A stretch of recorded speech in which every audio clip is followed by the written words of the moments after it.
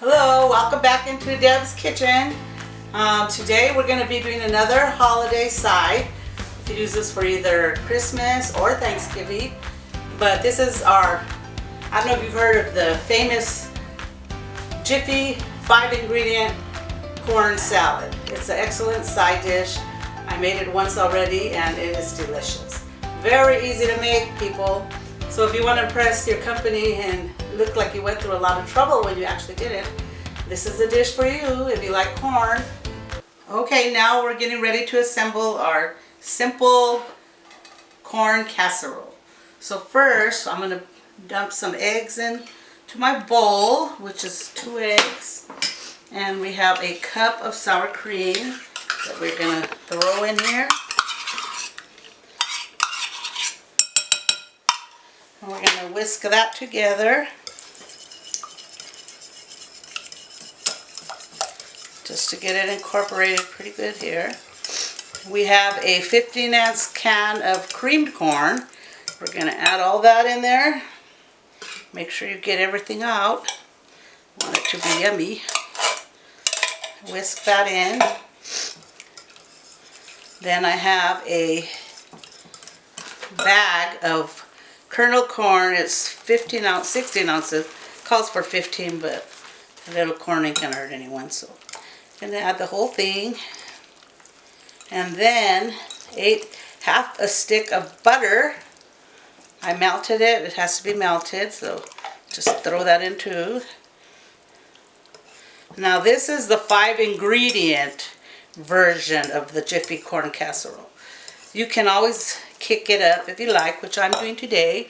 So I'm adding some vintage cheddar, white cheddar cheese. And I think I'll probably add about a good cup because it's yummy. Maybe a little more, who knows. And then I'm adding some jalapeno to give it an extra kick. This is about a quarter of a cup. You can put less, more to your own desire. So that's basically it. You assemble this whole yummy ingredients together. And then we're going to pour it into a pan. Okay, I forgot to add the star of the show, people. Can't forget that. This is the main dish, the main ingredient. Excuse me. So you just put the whole box and stir it up good till it's just combined. You don't want to over stir it the heck out of it because your cornbread still needs to have some air. Now I'm going to spray a pan really good so it won't stick. And then we're going to pour this in and cook it at 350 for about 40 to 50 minutes until it's golden brown on top. Okay, we have the casserole assembled. Have a preheated 350 degree oven, which I've been cooking in already. So we're gonna let it go for 40 to 50 minutes. So keep your eye, check it at 40 minutes. The top's golden brown, it's puffy, and a knife inserts out cleanly. You're done. Okay, our casserole is done. Yummy, doesn't that look yummy?